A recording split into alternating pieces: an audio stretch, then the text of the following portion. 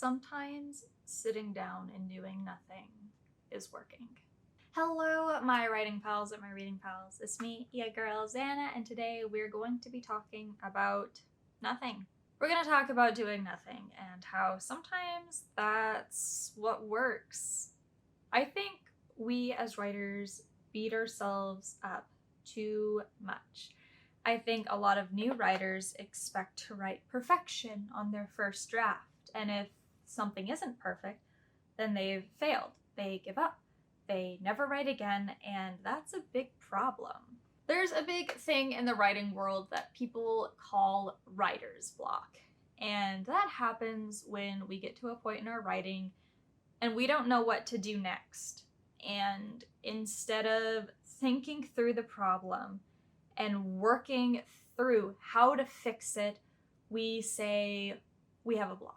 That, oh, we can't write anything, we have this mental block, it's impossible to write when you have writer's block, that non-writers don't understand writer's block, they don't understand that we just physically can't write, even though we can. Writer's block happens when we come up against a problem in our writing and we don't know how to solve it. One of the best ways to solve that is by sitting and doing nothing.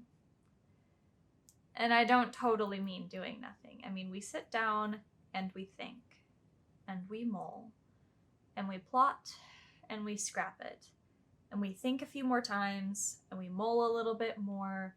We make ourselves a cup of coffee, or tea, or juice. But we sit and we do nothing.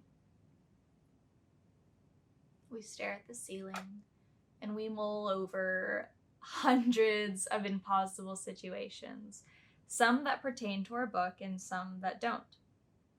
One thing that can really help with overcoming this is something called cluster writing. And that's when you've got one thing and you just spitball around that one thing. I think that this is totally legitimate. I think that this is work. Sitting down and doing nothing is a normal part of writing. Staring at a blank screen, staring at an empty page, it's part of the process sometimes. Sometimes we have to give ourselves a break, but not too much of a break. You see, the key point that I've been making here is that when you're doing this nothing, that we're thinking. You need to mull through your problems, even if you don't solve it in that session.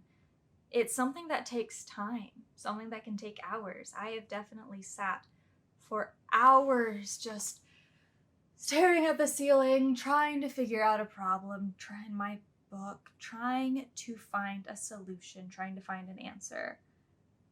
A big thing that we need to remember is that writing is not perfect, that first drafts seldom get published, more often than not shouldn't be published. The first draft is a dirty draft. It is where we get our thoughts down on paper. It's the second, the third, the fourth, the 10th, the 20th draft, in which we've molded things into perfection and then we send it out. And by perfection, I mean we're still going to find errors, but at that point, an author is sick of looking at their manuscript and will never look at it again. Don't be afraid to sit and do nothing. Just work through your problems. Also, something that I was afraid of is skipping around. If you're stuck on one scene, but you know how you want subsequential scenes to go, write them. Get those finished. Maybe in doing that, you'll figure out the problem with the scene that you are currently writing. Also, write something else. Write about the room that you're sitting in.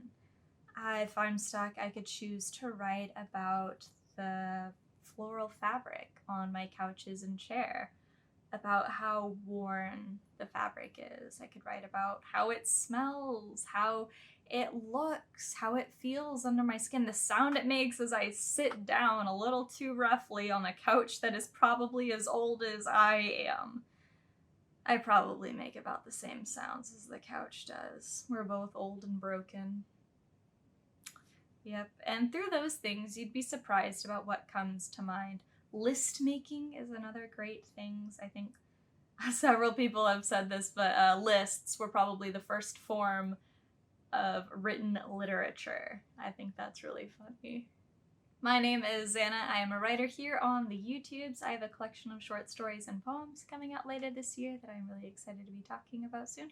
I talk about it at the end of every video as if the next video I'm going to make is announcing it. In reality, I am way too nervous and anxious to actually legitimately announce it, so I've just been subtly announcing it at the end of every single video, as if that's any better. I upload videos once a week about fun, bookish, and writing-related things. I am working on getting out more videos through the week. You've probably noticed that I'm uploading a couple of shorter videos earlier in the week. I'm having a lot of fun making some shorter videos just about fun little things.